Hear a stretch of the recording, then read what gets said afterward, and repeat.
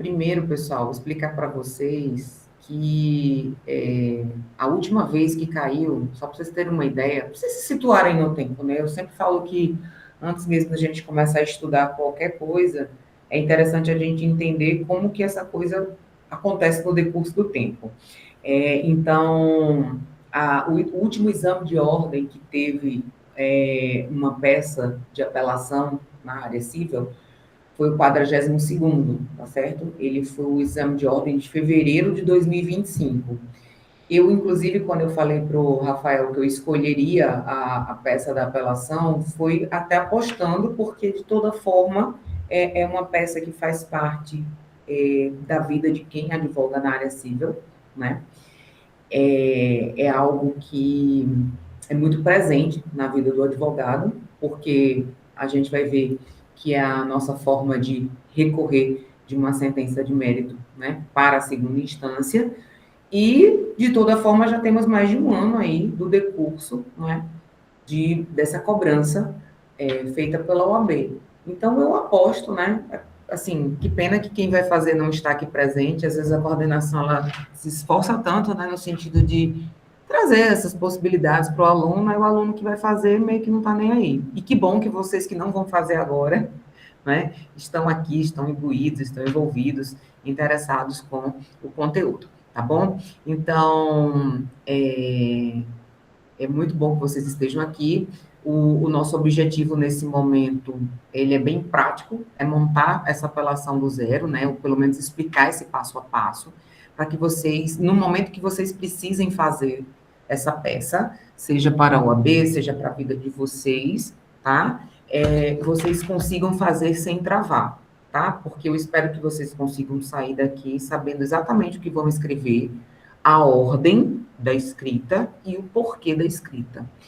A minha ideia é que vocês não decorem, é que vocês entendam essa lógica, tá certo? Então, Gabriel, dá uma passada aí nesse slide para eu ver só uma coisa. Se lá no final sai um enunciado da FGV,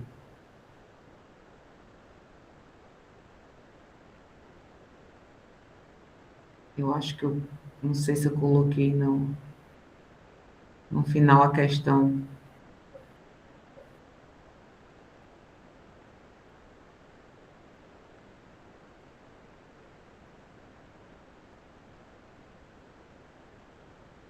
Acho que não saiu, né? Só ficou o checklist mesmo. Não, não, não. Não, não, não. Tá. Vou fazer o seguinte. Eu vou colocar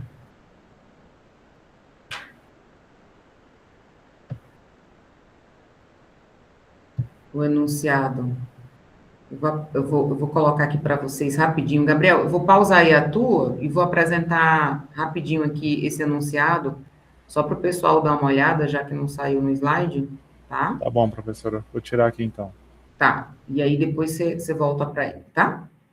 Só para o pessoal se orientar aqui, ver como é que é. Tá.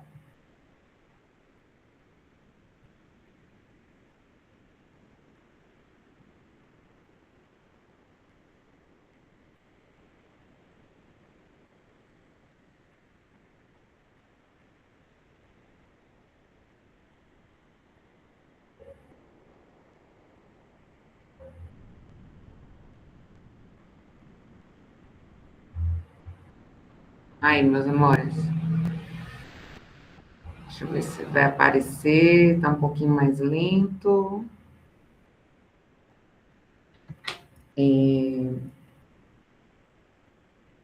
A gente sabe que existem as questões prático-profissionais também no exame da ordem, né? Mas como a nossa live ela é curtinha, ela é uma live de 1 hora, a minha ideia é trazer para vocês aqui como fazer a peça, tá? De repente, posteriormente, a gente pode estar fazendo uma live aí, se vocês tiverem interesse de como responder as questões, certo?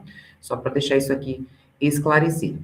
Então, essa foi o último enunciado de uma questão que exigiu do aluno conhecer saber fazer uma apelação civil, tá? Então, esse exame aqui, cobrou o seguinte: Elvira Freitas, aposentada com 82 anos de idade, residente domiciliada em Belo Horizonte, celebrou contrato de empréstimo consignado com o banco XYZ SA. Posteriormente, teve ciência de que, além do contrato de empréstimo consignado, havia sido celebrado contrato de cartão de crédito consignados, com juros acima do primeiro contrato, sem que lhe fossem esclarecidos todos os pontos do contrato. Inconformada, Elvira ingressou em juízo contra o banco XYZ SA, alegando a necessidade de revisão do contrato. A sentença proferida pelo juízo de uma vara civil da comarca de Belo Horizonte julgou improcedente o pedido, condenando a autora à litigância de má-fé e ao pagamento do ônus de sucumbência. A sentença foi publicada na segunda-feira, dia 14 de outubro de 2024. Aí vocês, na qualidade de advogado de Elvira, vão elaborar a peça processual cabível, e aí eu vou explicar passo a passo como que a gente entende que isso aqui é uma apelação.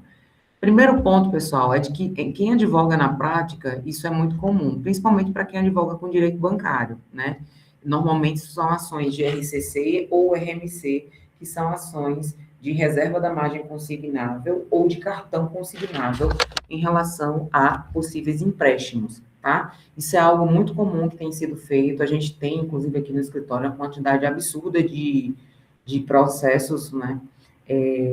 Que tratam do direito bancário. Isso, na verdade, é uma realidade com que eu trabalho, né, no dia a dia, mas, e que, obviamente, a OAB, ela tem essa tendência, né, de exigir do aluno o conhecimento daquilo que está sendo explorado, porque, como eu falei para vocês, se a pessoa vai resolver advogar na área civil, obviamente, em algum momento, ela vai ter que fazer uma apelação civil. Isso vai fazer parte da vida do advogado civilista, né? Então, é mais do que justo que isso seja cobrado, esse tipo de conhecimento seja cobrado de vocês, no momento que vocês estão se habilitando ali para serem, né, advogados. Então, deixa eu parar aqui agora, porque o Gabrielzinho vai nos ajudar inserindo lá os slides que eu coloquei para vocês, certo? Esse é o caso prático, né, é o caso da Elvira, tá? A gente não vai responder ainda a questão agora, mas eu quero que vocês guardem essa situação na cabeça. Qual é a situação? Elvira fez um contrato de empréstimo consignado, né? E, na verdade, conjuntamente, o que esse banco fez? Ele fez ali a inclusão de uma reserva de cartão consignável também. Também outra modalidade de empréstimo, mas que não estava previsto no contrato da Elvira, tá certo? Elvira entrou com a ação, ele não entrou muito no mérito de como é que foi, mas o fato é que a sentença de mérito ali, a decisão, ela saiu improcedente, né? Então, ao final da live, eu vou explicar para vocês como é que a gente vai fazer isso aí, tá? Mas vamos começar, como diz na minha terra, vamos começar pelo começo, né? O que é apelação e quando é que ela cabe, tá certo? Meus amores, a primeira habilidade que vocês precisam desenvolver para a prova, e isso é em qualquer área. Eu vou puxar a brasa para minha sardinha, que é a área civil, mas isso daí é para qualquer área. Se vocês escolherem penal, vai ser assim. Se vocês escolherem empresarial, vai ser assim. Se vocês escolherem tributário, vai ser assim. Qualquer área que vocês venham escolher, vai ser assim. A primeira habilidade é o aluno, ele afiar o olhar, né, para desenvolver ali e entender, ele fazer a leitura do enunciado e identificar imediatamente qual é a peça que ele vai ter que redigir, tá certo? A gente tem um gatilho, digamos assim, vamos chamar assim, a gente tem um gatilho para apelação. Qual que é, professor? O que eu preciso saber para olhar para um enunciado e entender que dali eu preciso fazer uma apelação? É simples. Apareceu a sentença de primeiro grau, mais prazo que não transitou em julgado, automaticamente apelação, tá? Isso é meio que uma regra, pessoal. É uma regra. Você vai apelar sempre de uma sentença de primeiro grau. Sempre, né? Sempre.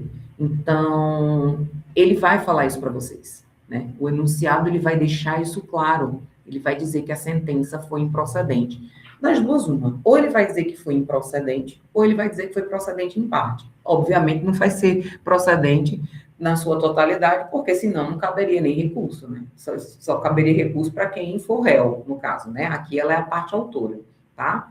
Beleza? Se fosse procedente para o autor e vocês estivessem advogando para o réu, aí sim caberia o recurso de apelação. Então, vamos para a primeira regra da apelação? Apareceu sentença de primeiro grau, mas prazo não transitado em julgado. Qual é o recurso? Apelação. Tá certo? E o que é a sentença, né, pessoal? Sentença, ela está lá no nosso artigo 203 do CPC, no parágrafo 1º. A sentença, ela é o pronunciamento por meio do qual o juiz, com fundamento nos artigos 485 e 487 do CPC, põe fim à fase cognitiva do processo comum, tá? Ou então, ele extingue a execução. Professora, pelo amor de Deus, traduza isso em miúdos. Pois bem, a sentença, ela é sempre a decisão que encerra o processo em primeiro grau, tá certo? Seja ele julgando o mérito, seja o magistrado, a magistrada julgando o mérito, e aí ele pode julgar como procedente ou improcedente, ou extinguindo sem mérito. Quando ele extinguir sem mérito, pessoal, é porque ele observou, e aí o enunciado vai ter que dizer que existiu alguma situação de ilegitimidade, alguma situação relacionada à prescrição, né? Vocês vejam que, normalmente, nesses enunciados da OAB, é muito simples, é muito papuf, entendeu? Não tem muito detalhe, digamos assim. No enunciado, o juiz julgou improcedente o pedido de Elvira, né? Ele simplesmente disse que foi improcedente e ali era uma sentença de mérito, ou seja, perfeita para apelação, né? Então, não tem muito que pensar. A apelação é muito prática. Vocês vão ter uma sentença ali de mérito, o juiz vai estar julgando improcedente se você estiver pelo autor, ou ele vai estar julgando procedente se vocês estiverem pelo réu, porque tanto o autor, obviamente, quanto o réu podem estar recorrendo daquela sentença que não aconteceu, né, como esperado ali pela parte, tá certo? Aqui nós estamos pela autora. O que é que o examinador quer de mim, professora, pelo amor de Deus? Ele vai querer, pessoal, nada mais do que vocês citem os artigos 994, inciso 1, e o 1009, caput do CPC, tá? Não inventem outros. Eu vou até colocar aqui no chat, para isso ficar bem claro, porque isso, assim, é coisa básica, tá? Da nossa relação, tá? Gabriel, você pode compartilhar a joia? Beleza, olha lá. Eu vou só dar uma intensificada aqui no chat, para ficar bem claro, tá? Juan, você está certíssimo. Agora que eu estou vendo aqui seu comentário, minha área favorita. É a área que eu atuo, né? Não sei se todo mundo sabe, eu sou advogada. Eu atuo com a área civil. Então tá, vamos lá. Fundamentos essenciais da apelação civil lá. Isso aqui vocês têm que ter em mente, isso vai ser disponibilizado para vocês depois, tá certo? Mas os principais fundamentos são esses aqui. E lembrando, pessoal, que às vezes o enunciado da questão menciona que a pessoa é hipossuficiente, tá? E às vezes o que acontece? Menciona que é hipossuficiente e fala que o juiz indeferiu isso na sentença. Automaticamente, a gente na apelação também vai ter que trazer essa informação, né? Aí, os artigos que a gente utiliza para a justiça gratuita são sempre os artigos 98 e 99. Certo? Então, a gente precisa observar. Vocês viram que esse caso da Elvira foi um caso, assim, bem simples, né? Tipo, a Elvira contratou um serviço X, o banco foi lá e inseriu sem ela anuir o serviço Y, ela entra com a ação para dizer que, né, para pedir o cancelamento disso, porque certamente o banco não cancela nada administrativamente, né, pessoal? Ela entra com a ação e o juiz dá improcedente para ela. E você vai ser advogado dela. Você vai ser advogado da parte autora, né? Então, de novo aqui, o que está sendo discutido é isso. Esses serão os nossos fundamentos essenciais da apelação civil, tá? Pode passar, Gabriel, por favor. E aí a gente vai falar um pouquinho sobre a questão dos prazos e da contagem, porque vocês viram lá, inclusive, né, que ele mencionou quando que saiu a publicação. Vocês viram? Ok? Então, ele faz isso não é à toa, não, né? É para a gente entender como que a gente deve interpretar isso aí, tá bom? Eu tenho mais uma dica para a prova, porque isso pode acontecer, e é como o próprio Francisco estava dizendo, né? A FGV adora inventar, né? Ela adora criar as coisas, e enfim. E aí, o que acontece? Uma dica que eu dou para a prova é que se a gente estiver diante de sentença que concedeu tutela provisória, tá? Tutela provisória, nesse caso, ainda cabe apelação, tá? A parte da sentença ali, quando a gente quer tem uma sentença que confirmou uma tutela, a gente também pode estar impugnando isso por meio da apelação. Eu acredito que na parte lá teórica do processo civil vocês já tenham estudado isso, né? Ok? Então, vamos lá. Vamos construir aqui um raciocínio rapidinho. Se nós temos uma decisão que vai ser impugnada, tá lá. A parte referente à sentença é o artigo 203, parágrafo 1º do CPC. O recurso correto para atacar esse tipo de sentença é apelação. Por quê? Porque o artigo 1009, no seu caput do CPC, ele traz essa possibilidade, né? De que é o remédio, a solução jurídica, digamos assim, para a gente se socorrer ali de uma sentença. Beleza? Tranquilo? Vamos falar sobre o prazo, né? Vamos lá.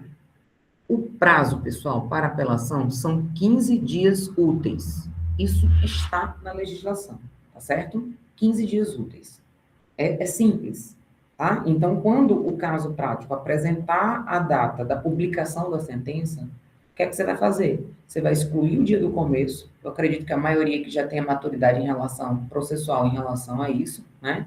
Então, você vai excluir o dia do começo e vai incluir o dia do vencimento, tá? E, assim, com o novo CPC, que eu digo que brinco dizendo que é novo, mas que não é mais novo, né? Porque é de 2015, já temos ali 11 anos, a gente vai contar sempre os dias úteis. Então, vocês vão excluir sábado, domingo e feriado nessa contagem, certo? Porque são 15 dias úteis. Só isso. O que é que o examinador quer que você saiba, né? Que você precisa demonstrar na prova, tá?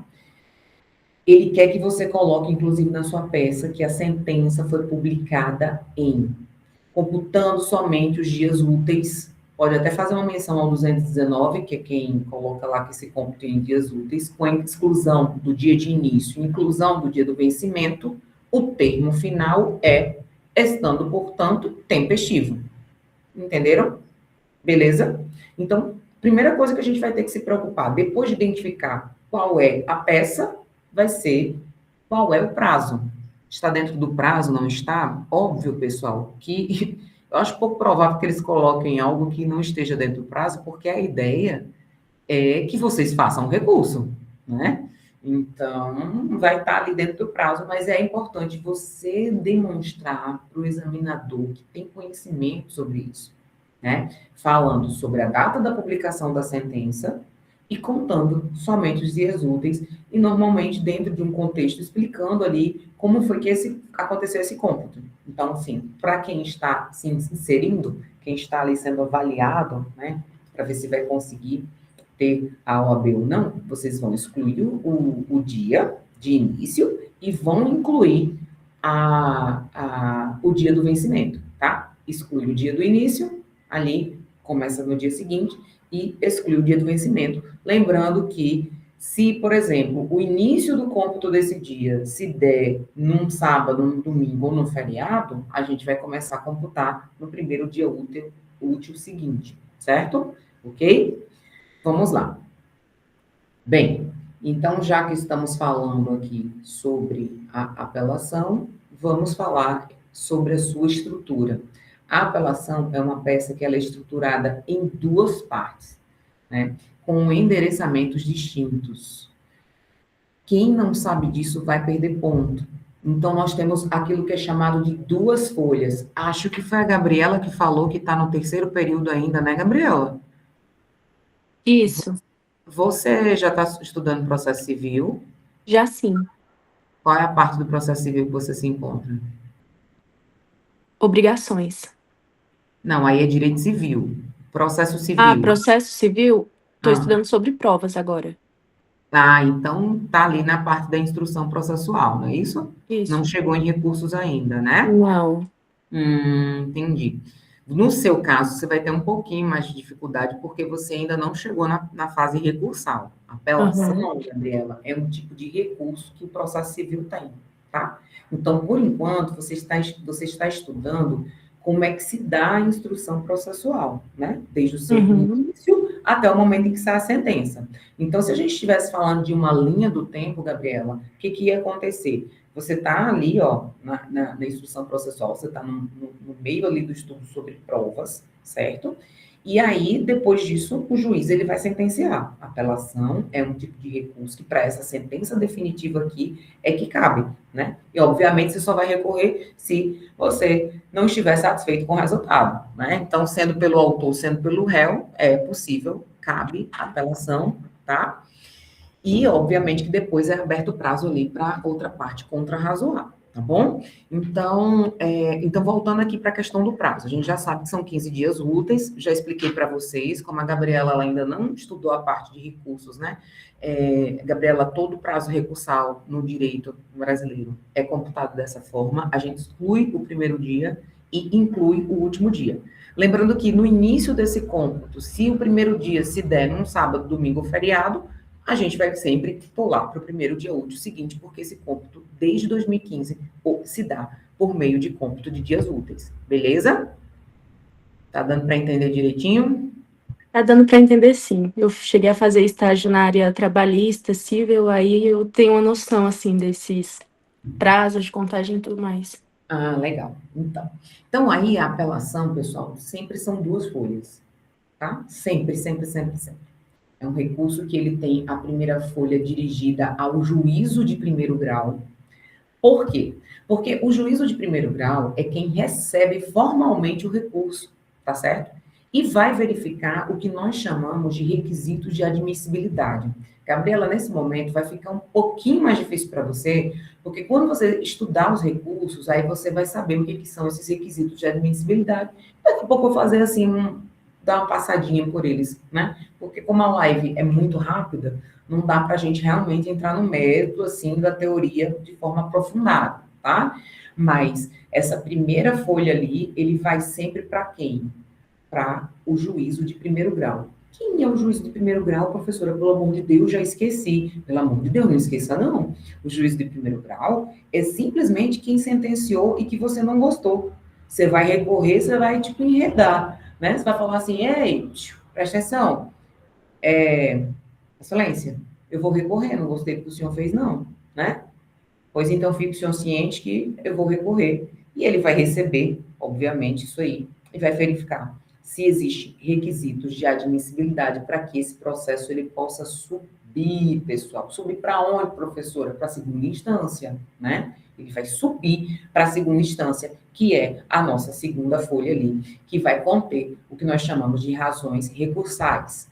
As razões, elas são dirigidas ao tribunal, porque quem vai julgar o recurso da apelação, vocês sabem, né? Essa Ana Gabriela que está no terceiro período, mas está super dedicada, muito bonitinha, né? Está começando o curso e já está participando de live para a OAB, isso é maravilhoso, morro de orgulho. Então, o que acontece? Gabriela, as razões, na verdade, elas sobem para o tribunal que vai julgar de verdade, né? Essa primeira folha é só para informar para o juiz, para o juízo, né, que deu a improcedência, que você está recorrendo. Só que esse juízo de primeiro grau, ele vai receber esse recurso e vai verificar os requisitos de admissibilidade, tá bom? Então, nesse caso aqui da Elvira, qual foi a cidade, pessoal? Quem é que lembra quando a gente fez a leitura aqui do caso? Onde foi que ela ingressou com a ação? Onde é que Elvira entrou com a ação? Quem lembra? Não é possível. BH, né? Belo Horizonte. Lembram? Ela entrou com a ação em BH? Então, muito bem. Então, para quem que a gente vai escrever a primeira folha? A interposição para o juízo da vara cível da comarca de Belo Horizonte. Eu não sei se vocês observaram, no caso prático, ele não falou qual era a vara. Ele não falou se era a primeira, segunda, terceira, milésima, nem sei quantas varas cíveis tem em BH. Deve ter muitas, né? Então, vocês vão colocar ao juízo da vara cível da comarca de Belo Horizonte. O que é que vai nessa primeira folha? Uma petição simples, qualificando as partes, o nome do recurso, né? O pedido ali, tá? A remessa para o tribunal e a comprovação do que nós chamamos de preparo, do que o processo civil chama de preparo, porque quando a pessoa ela não é beneficiária da justiça gratuita, você tem que comprovar que pagou as custas, né?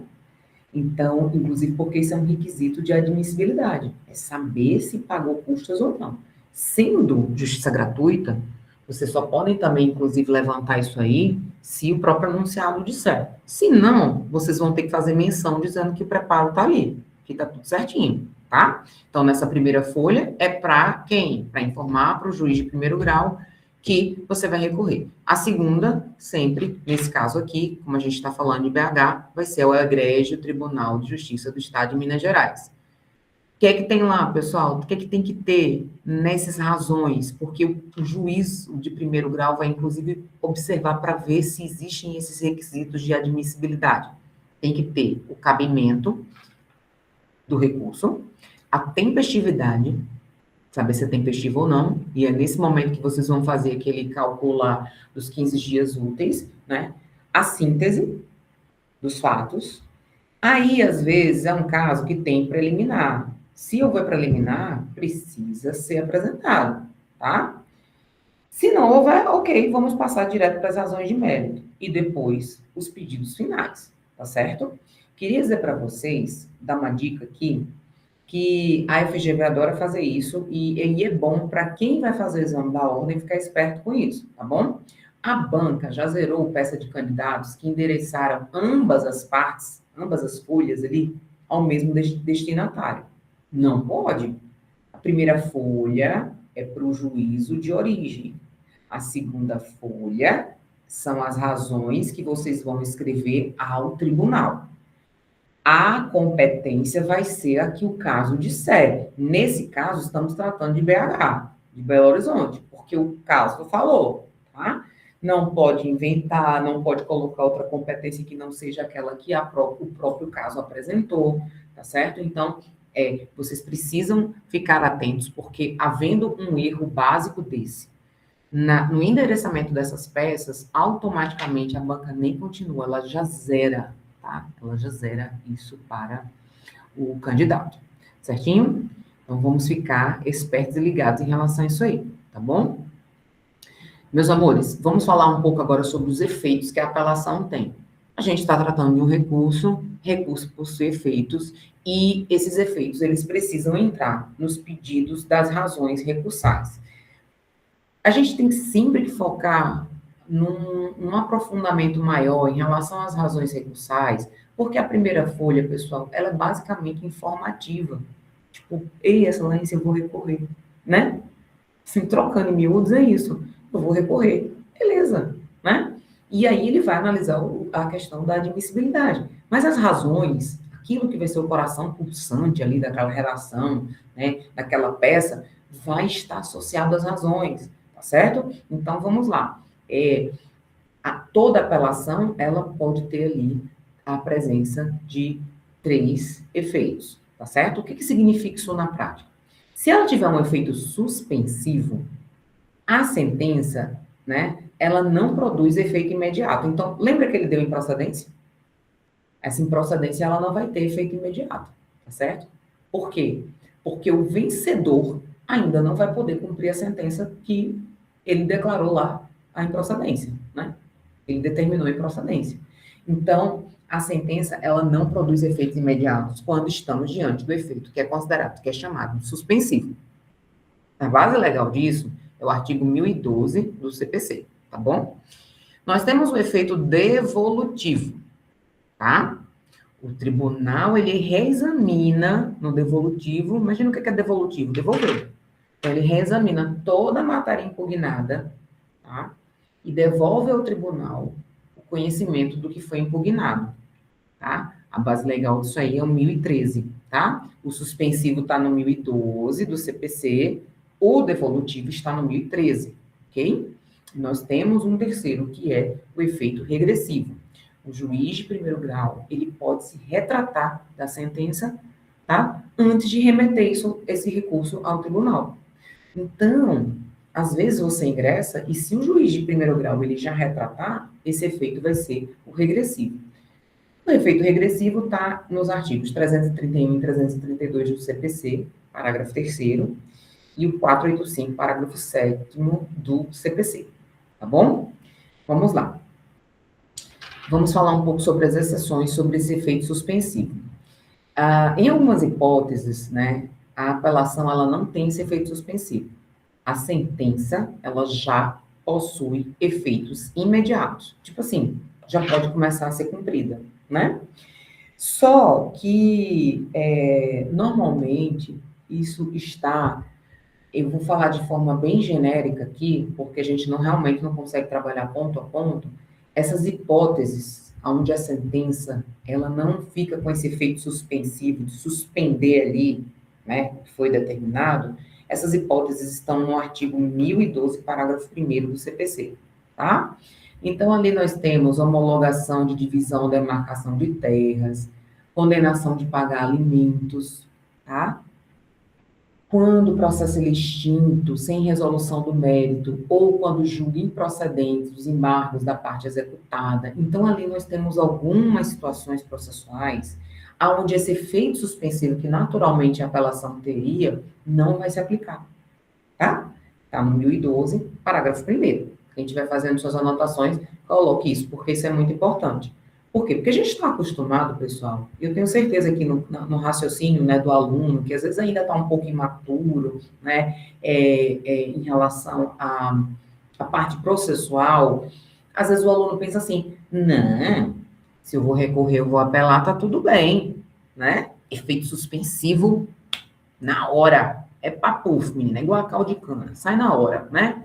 Já vou entrar com a apelação, já vou falar que tem efeito suspensivo, e essa sentença não vai se aplicar. Vocês precisam ter atenção em situações, as hipóteses do artigo 1012, parágrafo 1º, tá certo?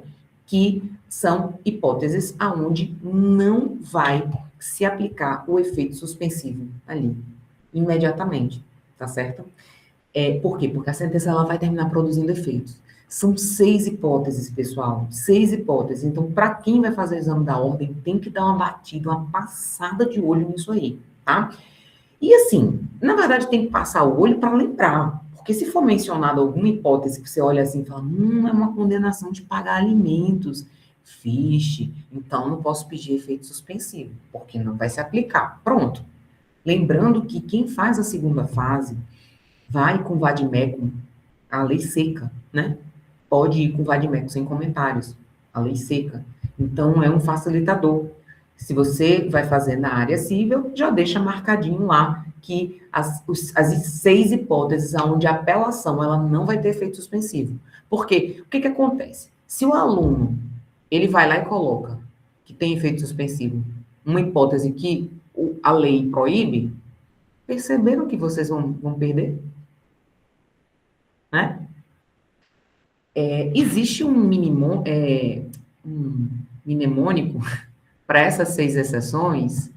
Eu tenho até medo de colocar aqui e assustar muito quem ainda está no início. Gabriela, segura a onda, você está super interessada, acho ótimo, né? Mas mais à frente vai ficar mais complexo e faz parte de toda a vida de todo mundo, né? Isso em qualquer disciplina, a gente só vai ali evoluindo, tá? Esse mnemônico aí que eu coloco é para as 6 hipóteses aonde não pode haver efeito suspensivo em relação à apelação, tá? Que são D de demarcação de terra, A de alimentos, E de extinção de embargos, A de arbitragem, porque a arbitragem, Gabriela, mais na frente você vai ver que é um método de solução de conflitos que não tem muita participação ali, não tem, na verdade, participação do Poder Judiciário, né? Porque é uma forma de solucionar conflitos, é uma heterocomposição, o Judiciário, ele não adentra nisso, se essa for a forma correta e não houver nenhum vício que traga nulidade para essa arbitragem que foi feita, tá? O T é de tutela provisória e o I é de interdição. Então, nesses seis hipóteses aí, a apelação ela fica sem efeito suspensivo, tá certo? Bem, mais um ponto, né? Existe uma teoria que os doutrinadores chamam de teoria da causa madura, certo? Isso vale ponto nas razões do recurso. Se o processo está pronto para julgamento, você pode pedir para o tribunal que ele decida o mérito diretamente, sem retornar isso para o primeiro grau, tá certo? Então, se tem tudo, se tem todas as provas produzidas ali, a Gabriela está estudando provas, né? Está tudo completinho, não tem mais prova nenhuma ali, tá, beleza, invoca lá o artigo 1013, parágrafos 3º e 4º do CPC, tá? Coloca lá no pedido das razões que o processo está pronto e que já tem toda a prova produzida, portanto, o tribunal ele decide o mérito diretamente, sem retornar isso para o primeiro grau. O que o examinador quer de mim, professora? Pelo amor de Deus, né? Ele quer que, se você for fazer isso, você pode colocar lá nas razões, né? Que, estando o processo em condições de imediato julgamento, seja aplicada a teoria da causa madura, nos termos do artigo 1013, parágrafo 4º. Esse parágrafo aí, vale ponto. O examinador, ele já olha para você e fala, rapaz, essa pessoa entende. Ela está sabendo, né? Porque a teoria da causa madura é justamente isso, né? Então, o processo ele está em condições de imediato julgamento, vai ter mais prova produzida, e o aluninho ele vai lá e invoca o 1013, parágrafos 3º e 4º, e já dá aquela lacrada. Não gosto nem de usar essa expressão, mas é só para brincar com vocês, é porque eu estou muito, muito adolescente, eu estou muito mãe de adolescente, eu estou querendo farmar a aura. Quem não for adolescente não vai entender nada. Vai falar o quê? Ela tá doida. Tá farmando o quê, professora? O adolescente fala duas coisas da vida: Six Seven e farmar a aura. Entendeu? Portanto, eu tô tentando farmar a aura aqui com vocês. Tá bom? Beleza? Meus amores, então vamos lá. Vamos agora para o ponto mais técnico dessa live e que mais derruba candidato, né? Engraçado que, assim, derruba candidato, é o próprio candidato que se derruba, né? Porque se a gente considerar que não há concorrência na OAB, a sua concorrência é você contra você, né? Mas você mesmo pode se derrubar, tá certo? Por quê? Porque esse ponto aqui trata do seguinte: se a gente analisar o processo, a gente vai ver que durante o processo, o juiz ele toma várias decisões além da sentença. Não sei se vocês já têm experiência com decisões. Isso é muito gostoso quando você já tem uma prática, ainda que seja do NPJ, né? Que é o nosso grande laboratório, a nossa prática, né? Ali do direito. Então, não sei se vocês já observaram que muitas vezes o juiz, ele tem decisões, ele toma decisões, sai lá, decisão, às vezes assim, despacho. Isso é chamado de decisão interlocutória, né? Não é sentença, porque a sentença ela é de mérito, né? Então, essas sentenças, essas decisões interlocutórias, que elas são decisões lá do artigo 1015, elas precisam ser impugnadas imediatamente por outro instrumento, que é o agravo de instrumento, tá certo? Decisão interlocutória, a gente faz agravo de instrumento. A apelação, ela está aqui para você fazer o quê? Você vai recorrer de uma sentença de mérito, né? Uma sentença definitiva, ok? Então, dessas decisões interlocutórias, agravo de instrumento, decisão de mérito, sentença, ok? Mas, assim, e se essas decisões, elas não estiverem ali no rol, se isso não for mencionado, né? Bem, se for mencionado, vocês vão ter que arguir na preliminar de apelação, tá certo? Se não, passa reto ali, segue o rito normal das contrarrazões, tá bom? Ok? Um caso clássico e que a FGV ama. Lá na sentença, muitas vezes, o juiz, além de não conceder os pedidos, né, que foram formulados em relação ao objeto, efetivamente, da causa, muitas vezes acontece de haver um indeferimento da justiça gratuita. A FGV gosta de falar isso. Fulana já estava toda endividada, pediu justiça gratuita, mas o juiz entendeu que não, e uma das improcedências foi indeferimento do pedido de justiça gratuita. Pessoal, o indeferimento de justiça gratuita, ele está lá no artigo 1015, inciso 5 do CPC. Então, ele precisa ser impugnado, no caso desse indeferimento de justiça gratuita, tá? Lá por agravo de instrumento. Nunca vão abrir uma preliminar de apelação para isso. A FGV já colocou isso num cenário de propósito, tá certo? Então, se vocês, por exemplo, tivessem lá que a apelante teve lá, apelante não, a parte autora teve negado o pedido de gratuidade no despacho inicial, né? Ok? E não interpôs agravo do instrumento, o que é que acontece? Houve a preclusão, né? Essa matéria precluiu, ela não pode mais ser rediscutida na apelação. Pelo menos não como preliminar, tá, pessoal? Candidato que vai tentar colocar isso como preliminar na apelação, a questão da gratuidade de justiça, ele errou a peça, certo? Ok? Então, não. Vamos lá. O rol do artigo 1015, que é um artigo importantíssimo aqui em relação Juan, em relação à apelação, tá? Vamos lá. Juan, você ficou com alguma dúvida? O seu meu Deus, assim, foi de quê? De decepção? De pânico? O que foi?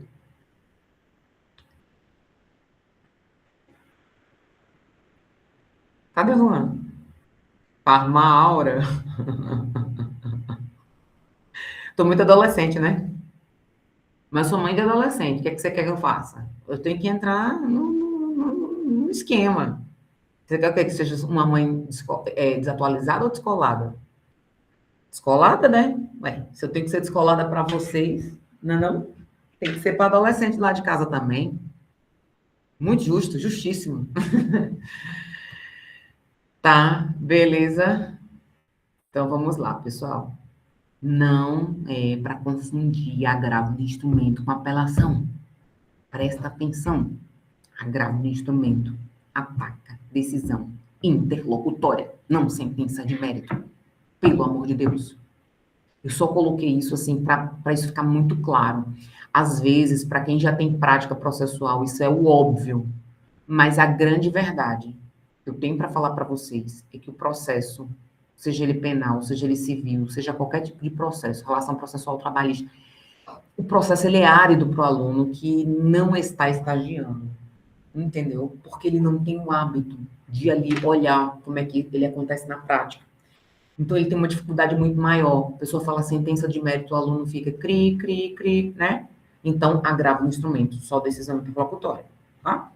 Então, cuidado para não misturar aí 6 com meia dúzia, porque nesse caso aqui vai dar muito errado, tá bom? Então, vamos voltar aqui para o enunciado da Elvira, porque a gente já está com o nosso tempo, assim, um pouco alcançado, e eu vou ditar, mais ou menos, o que vai acontecer aqui, tá certo?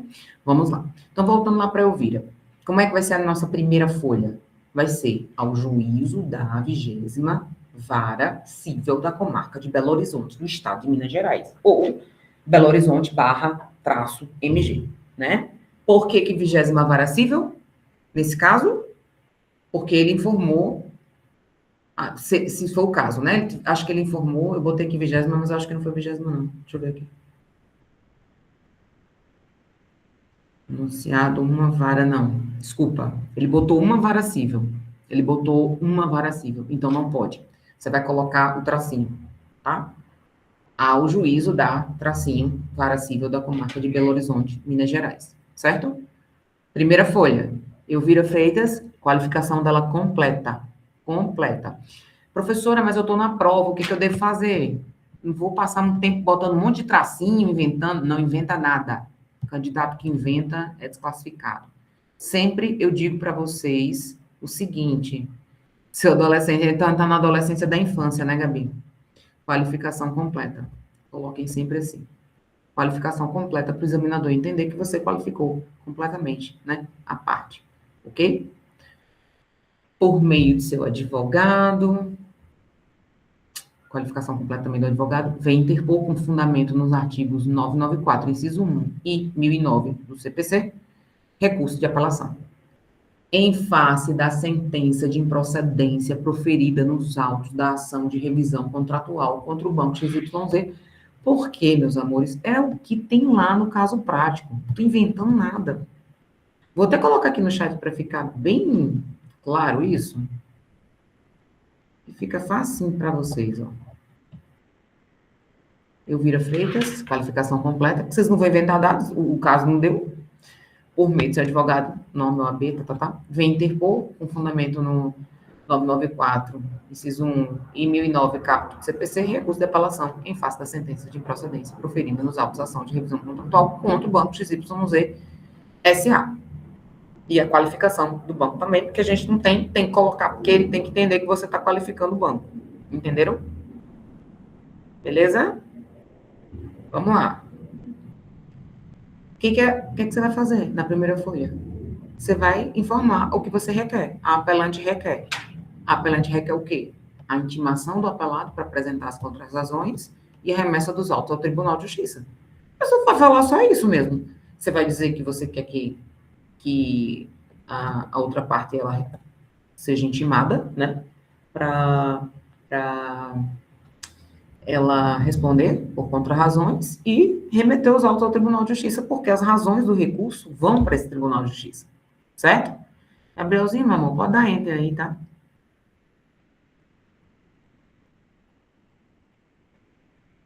Teoria da causa da madura já foi, pode dar mais um enterzinho. Pode passar isso aí, que a gente já tá nesse checklist. Vixe, o checklist não saiu nada, volta lá. Acho que deu ruim nesse meu slide, hein? Acho que faltou texto aí, hein? Bem, deu ruim aqui, pessoal, mas eu vou continuar falando aqui, tá? Não pode perder tempo, não. Vamos lá. Então, essa é a primeira folha. A primeira folha, então, tá montada, tá? Aliás, Elvira é idosa. Tem um detalhe importante aqui, ó. Sempre que tiver idoso, em qualquer caso de vocês, tá? Vocês vão pedir a prioridade na tramitação. Atente-se sempre ao enunciado da FGV. Ah, está dizendo que a parte é idosa. Pois bem, vocês vão pedir ali a prioridade na tramitação, tá? E a juntada do comprovante ali de preparo.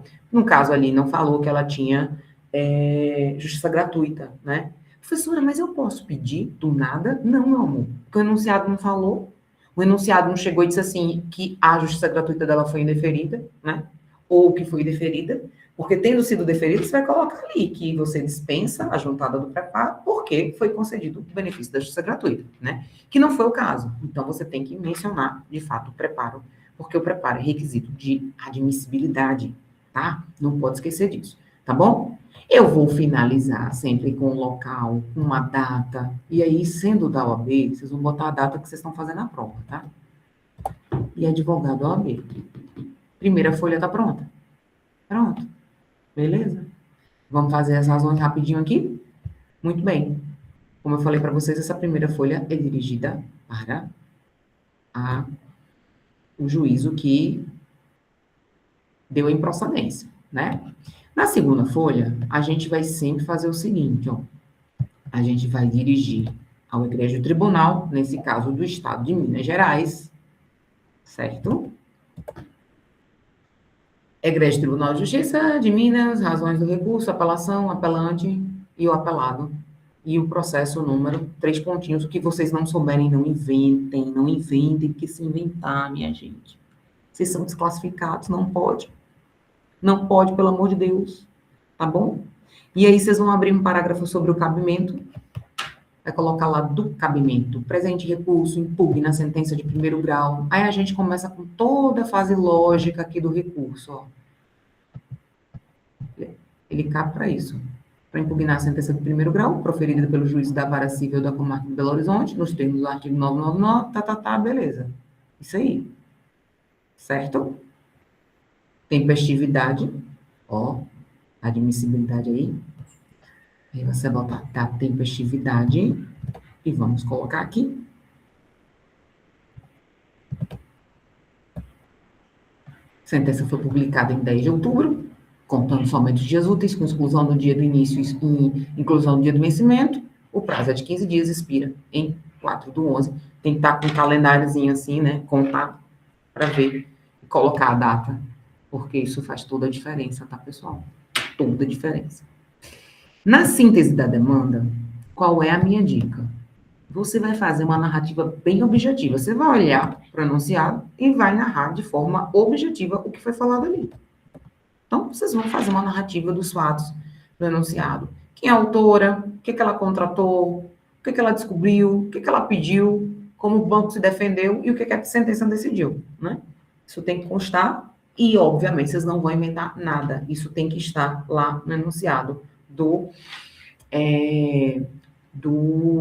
da questão, né? Porque senão vocês vão ser desclassificados, pelo amor de Jesus. Não pode enviar, ok? Beleza? E agora a gente vai para o coração do negócio, que são as razões recursais.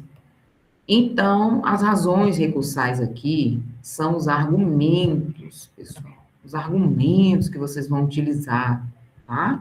Em qualquer apelação vai ser isso. No caso da Elvira, o que eu vi aqui que vocês podem desenvolver? Aqui nós tivemos violação ao dever de informação, que isso é uma conexão com o direito do consumidor. Nós tivemos uma violação com a boa-fé objetiva das relações contratuais. O banco, ele contrariou os deveres da lealdade e da transparência, porque ele terminou, ela contratou uma coisa, ele botou outra, embutida, né? Proteção ao consumidor idoso. Quando tiver idoso, você tem sempre que fazer essa proteção dele. Contrato de adesão, que é aquele que a pessoa não decide, simplesmente a pessoa vai lá, outra parte vai lá e insere, né? E também a incoerência de litigância ali, né? Inocorrência, na verdade, da litigância de má-fé por parte dela, porque ela exerceu legitimamente o direito de ação dela, né? Ela não pode ser litigada, não pode ser condenada por litigância de má-fé, tá bom? Os pedidos, pessoal, é bem simples. Nesse caso aqui, você vai pedir para receber e processar o recurso, receber em duplo efeito, devolutivo e suspensivo, né? Por isso que tem que entender um pouco dessa questão dos efeitos. Vai pedir a reforma da sentença, tá? E a revogação da condenação por litigância de má-fé, porque foi colocado lá, né, no caso, que ela foi condenada por isso, certo? A inversão do ônus de sucumbência, majoração dos honorários advocatícios, que isso aqui é coisa de advogado mesmo querer majorar, mas vocês não precisam colocar essa majoração se não quiserem, tá? E vão finalizar isso com local, data e o advogado. A banca vai avaliar sempre, pessoal, como que se deu o domínio do raciocínio jurídico, se vocês fizerem esse passo a passo, blá, blá, blá, entendeu? A fundamentação, se ela está consistente, se tem técnica, né? Enfim, porque simplesmente transcrever artigo, chega lá com um vade-mecum, sair copiando tudo, não pontua. Aliás, sabe que a fundamentação jurídica é o que vale menos ponto lá, né? Ok? Beleza? Então, para a gente concluir, vamos fazer um checklist assim rapidinho. Primeira for endereçada ao juízo de primeiro grau, razões endereçadas ao Tribunal de Justiça, o prazo foi calculado, está tudo certo. Pedido de intimação do apelado para contra-razões, tem que colocar na apelação. Pedido de remessa para o tribunal, as razões vão subir.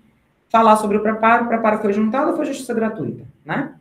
Cabimento e tempestividade das razões, efeito devolutivo e suspensivo vai se aplicar no pedido das razões.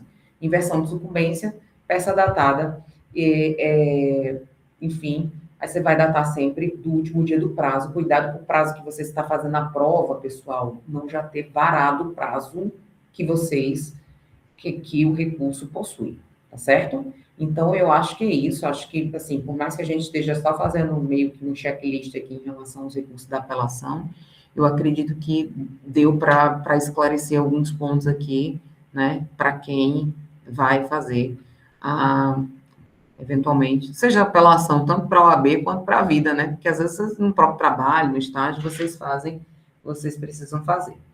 Ok, meus amores? Beleza? Dúvidas? Então, eu agradeço a presença de vocês. Quem quiser assistir a live da noite, eu vou falar sobre inicial, que envolve responsabilidade civil, tá? Vou estar disponível para vocês também no período da noite. B1 apareceu, já chamei você várias vezes aqui, mulher. B2.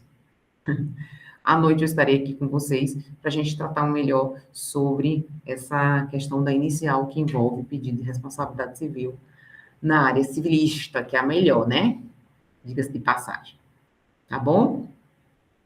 Gente, agradeço a presença de vocês. Um beijo e até mais tarde para quem for encontrar mais tarde. Tá trabalhando, né?